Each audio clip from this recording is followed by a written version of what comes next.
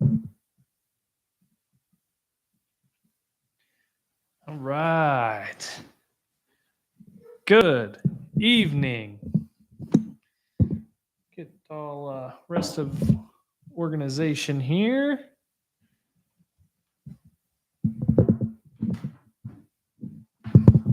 Here we go.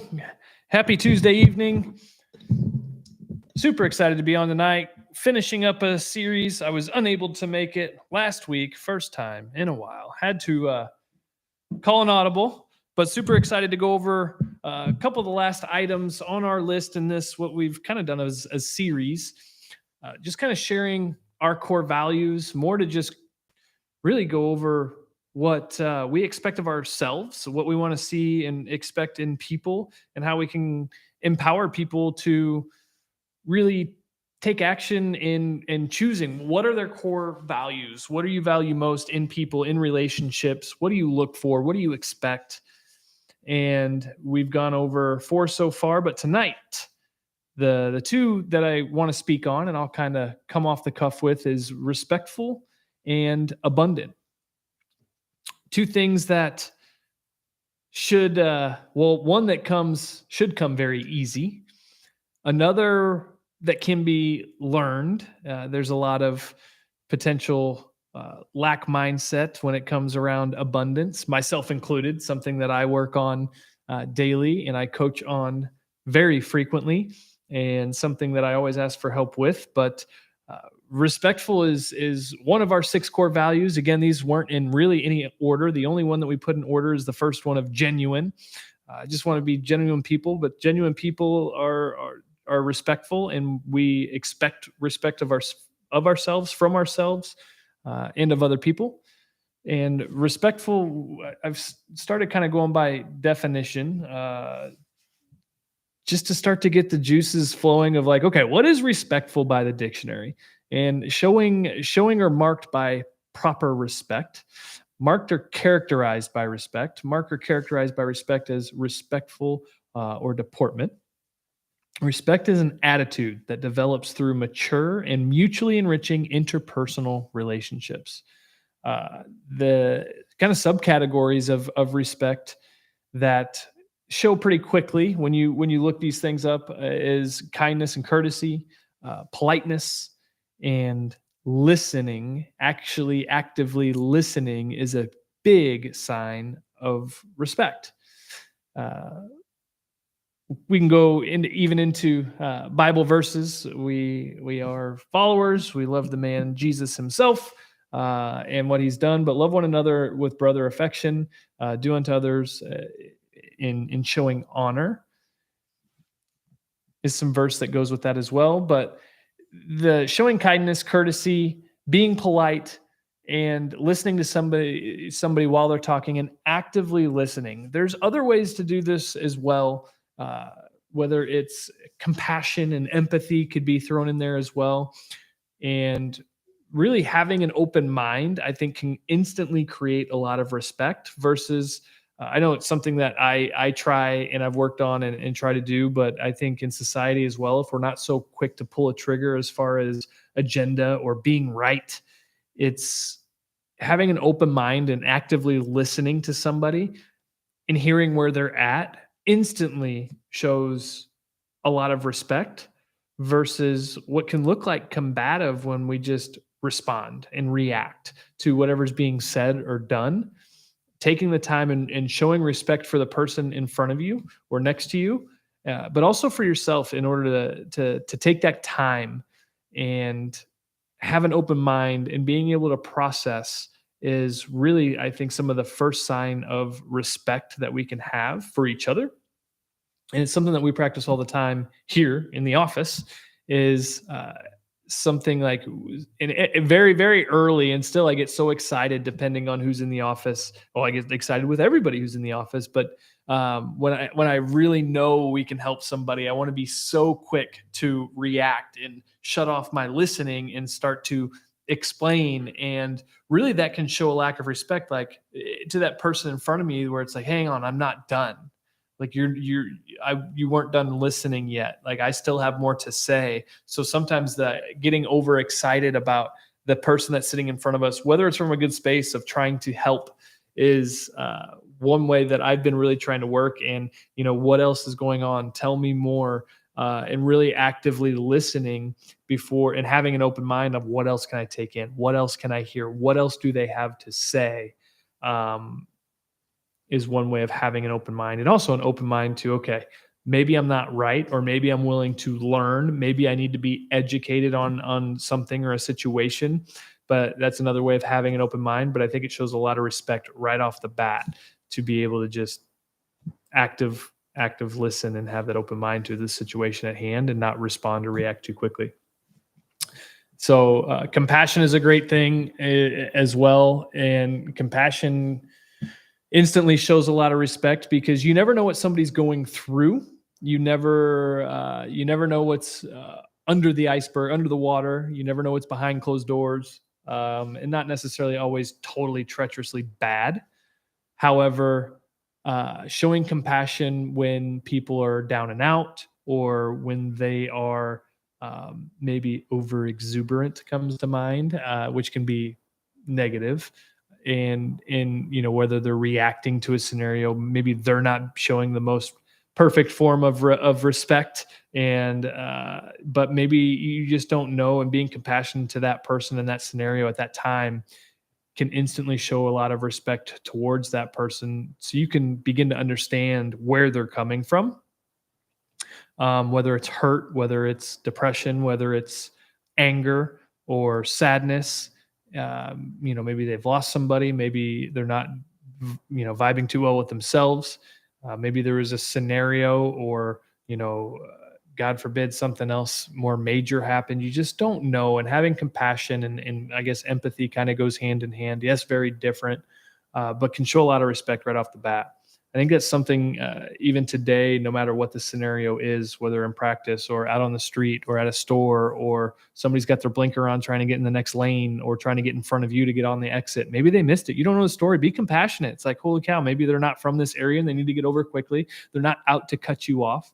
Be compassionate, empathetic. Or, maybe they're headed to deliver a baby, or maybe somebody had a tragic fall and they're trying to get home to their kids, or you just never know. So coming from that place of grace, compassion, and empathy can instantly, I think, really put us on track for respect for ourselves and others.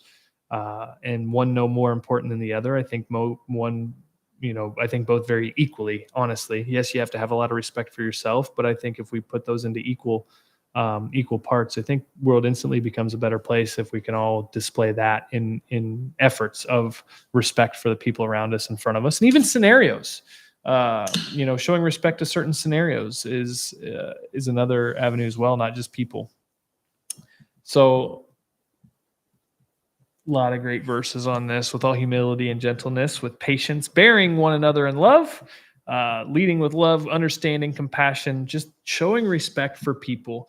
There is a lot of some clients I see, and some stereotypes that I'm trying to demolish. There is, I prefer, and I don't want to say demand, but demand and expect a lot of respect. And I am very compassionate and open-minded to not everybody who comes in this office is in a great space, because maybe they are in pain. Maybe there's a scenario where they've been wronged before. Maybe they've had a bad previous experience, not just at a chiropractic office, but maybe in healthcare in general. They're uncertain on where to go and what to do.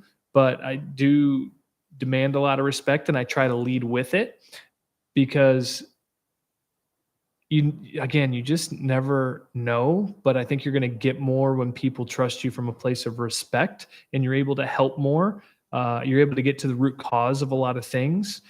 And, the demolishing a lot of stereotypes, I do demand a lot of respect, because I think there's a lot of people who are misconstrued in what we can provide in the practice of what we do here. But I think there's a lot of expectations put very quickly, either here, yes, in our profession, but getting away from that, even in our scenarios in life, and removing some of the stereotypes of why people are the way they are, or those expectations, is just so important. Some of the clients I see, I think we build a lot of respect very quickly and a lot of mutual respect. And some of the athletes that I'm seeing now, I love the fact that a lot of them are getting it. And those that don't, that's okay. I'm not going to be disrespectful towards them because maybe they just don't get it. But I think more of them do because of the respect, the confidence and respect uh, that we demand and we expect of people. And so I think that instantly starts to change the stereotype of what people are after, depending on what genre of work you're in or what scenario you're in. And ours just happens to be chiropractic practice. And so some of the clients we see, it's great to see how far we've come, but leading with respect and demanding it at the same time from, I guess, all the right ways. You don't have to show it to us first before we give it to you. We will always lead with it. But if you're going to be disrespectful to myself, my team, my family, whoever it might be, another client, that's just not something we're going to stand for. We're going to love you through it. We're going to see if something's wrong. But if it's continuous, it's just not welcome in our culture. We'll pray for you if there's anything else we can do, but there's going to be respect on both sides of the ball. And I think if we all were able to come from that place, the world would be a better place. But very quickly shifting into abundance. I mean, there's two, I wouldn't say opposite sides of the spectrum. There's two different words, but it's a whole different feeling. Abundance is a very fun thing. Abundance is kind of a mind boggler, or it can be. It shouldn't be, but it is, because there's a lot of times where we don't think there's enough. We don't think there's enough to go around. We want to believe that there's only a finite amount of whatever it is we're dealing with. And I am the first person to need to overcome abundance or a lack mindset and to get into abundance very quickly. I'm willing to admit that. And I think a lot of people with big hearts do that. And it's, I don't want to take from anybody else. I don't know if there's enough. I want to be enough. And, whatever it is, whether it's, care, clients, money, time, if we can all switch into a mindset of abundance, I think our whole mental world would be a better place for sure. But abundant is existing or occurring in large amounts, ample amounts, large amounts, marked by great or plenty, as in resources, amply supplied or abounding. Service can really exude a feeling that coincides with abundance. If you ever want to feel better, do better, be better, feel accomplished, serving is the way out. Volunteering, serving, helping people, and volunteering is a way. I'm not saying you have to volunteer to serve. I'm not saying you can't have money or can't make money or monetize a service in the act of serving, because you can. But the easiest way to start to coincide with that abundant mindset, there's something about serving that gives you the ability to think, I have done so much good. Like, you just feel that there's something within you innately that gives you that proud moment. And I really believe that's the same effect, the same feeling of abundance. The great work that I have done, or the great help I was able to give, or the money I was able to provide, and just serving for the sake of serving, there's an abundant attraction to that. And committing to a purpose. If you can find a purpose, a lot of people talk about your why. I mean, you can go down that route. A lot of people try to say, well, there's something for that, before that. But if your why is stronger than your what, that's huge. I mean, in purpose, I think, defines your why. Like, what is your purpose here? This is why I do what I do. And this is where I'm headed. And it provides a destiny that is bigger than ourselves. And committing to a purpose like that really helps display more of a mindset of abundance. And that's something, that we're always defining and can change. And being okay with it changing, but tying your purpose and having, what does your destiny look like, and living in that moment. And if it were already here, I think really gives you the opportunity to start to display or experience or move towards abundance or abundant mindset. In spending time, the word of God can be very powerful. We get away from it. There's times where we need it. Well, we need it always. There's times where we should resort to it first and really start to drive into that act of, look at what was served, look how they served, and walk that path and hand in hand and really live that lifestyle and really remember like what got us here and the grace that was given, and to know that, we are enough, that, we are worthy. We were saved. We have the opportunity to live a very abundant life because of it. Yeah. That too is just a great, great way in practice to really start to live out abundance and giving. And again, I kind of hit on this a little bit, but giving for the sake of giving, whether it's your time, effort, items, money, is all great things to do. There is, we were telling somebody today, I've sat in this room 3 times today now in our podcast studio or our media studio, whatever we're going to call it, podcast studio. We did a great podcast this morning with Bree Schulte and Light Up Cottleville. We did one this afternoon with Jacob and Brittany McDermott with JB Wellness. And now I'm sitting here today or this evening, and we were talking, and I said it to one of them this morning that we don't do charity out of our office. We do charity because of our office, and that gives us the ability to give for the sake of giving. If it's monetary, and what I want people to understand is whatever it is you do, and it took me a while to really wrap my head around this, that in order to be abundant, you have to have that mindset. But because of the abundant mindset, you are also able to give abundantly, and you can do more with more. Whatever it is, good or bad, you can do more with more. And when it comes to money, you can do more for more with more. So that's kind of a compounding effect of, time and money, is you can do more with more, and keeping that in the forefront. And those two things have really, really something that I have worked on recently to get me into more of abundance. Is, I love to give. You can ask my team, my family. It's like, there's sometimes I'll just show up and I'll do something erratic, and it might cost more than expected or surprises, but I just love to give for the sake of giving. But I love to show up for people and not just for myself. Like I've gifted team computers. I've gifted team, but it's not for anything for me. It's just out of abundance and, being blessed in every scenario, but also trying to have that contagious effect, and also remind myself of how great it is to give. And because of what we do in our office, we're able to treat our team accordingly and build up a community, give back to a community or a foundation or whatever it might be. From a monetary aspect, this is very, very satisfying. And, you can do more with more, but it doesn't always have to be monetary. I just kind of wanted to touch on that because I think there's a stigma around whether it be entrepreneurs or people with money or small businesses, and or the way people run things or do things. It's, again, that stereotype and lacking a little bit of that respect and open mind on the front end of, well, they probably, just make so much money or whatever it is. Not just us. I'm not saying us. I'm sure there's people that think that, that's not the case, but having the respect and open mind is like, what is their story? What do they do? What do they give? How do they serve?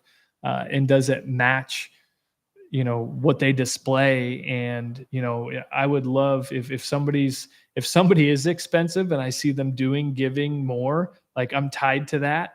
If somebody's not so expensive and they're still giving more, like that's great. Like don't ever judge another man's money or the monetary or what they're willing to give or how they give, because you just don't know the story. You don't know their intentions. So don't assume, have that open mind, have respect, but, and also see where, I kind of watch to see how people display abundance, or if they are abundant. I try to magnetize to people who are abundant. One, because sometimes it's not my greatest quality. That's why I put it in my core values, is because my core values is something that I truly do believe in, but it's not always something that I'm great at. It doesn't have to be, but it's something that I value very, very much. And just because I'm not great at it now doesn't mean I don't want to be. So that's really why we wanted to share. And that's why we went on the series of our core values is, yeah, so you can get to know a little bit about us, but to also know, you know, what we expect in people and why these things are so important, maybe for you, and maybe it'll give you something to work towards. Be in, it's a great practice to have these and maybe to understand, and maybe something will spark as to understanding why core values are so important. And not always is it something you have to be good at. It just has to be something you value. And it's okay to have to be better at one or two or more or all of them. Just displays, what it is, what your thought process is like as far as what you want out of your life and what you expect and what you're willing to give. So a lot of cool stuff when it comes to our core values and what they mean. And maybe not all of our core values are every one of our team core values, but they display them. They know what's expected. Our community is going to know what we expect and what we're willing to provide and what we're about. And I think it just creates a great foundation of, and a reminder when we are in more of a lack disgruntled mindset. There's 6 for a reason. That's 2 3s. I won't go down that road, but they're always a great reminder when we are down or having rough days, or maybe we get called out on some of our actions that don't really display our core values. And it can be a great accountability marker as well. So hope everybody starts to really think about core values. I enjoy the heck out of ours. I love building on ours. I love explaining them and diving deeper into them, and how we can tie it to society, the people we serve, and what we want and need to display. So that's it. All 6 wrapped up. Respectful, abundant, among the favorites, no more important than any of the others, no less important either. But hope you guys enjoyed a quick mini series. You can go back. The last 3 of these dates, again, was off last week, and but back at it this week. Super excited to keep building on here, and go back, listen to the others. Hopefully there's some value in there. We're going to start picking up the pace here. There's a lot of good topics that we have in mind. We're just going to keep putting it out. We hope you share. We hope you view. We hope you view the future ones. Podcast behind us, The Vital Wire. Anybody wants to get plugged in on that?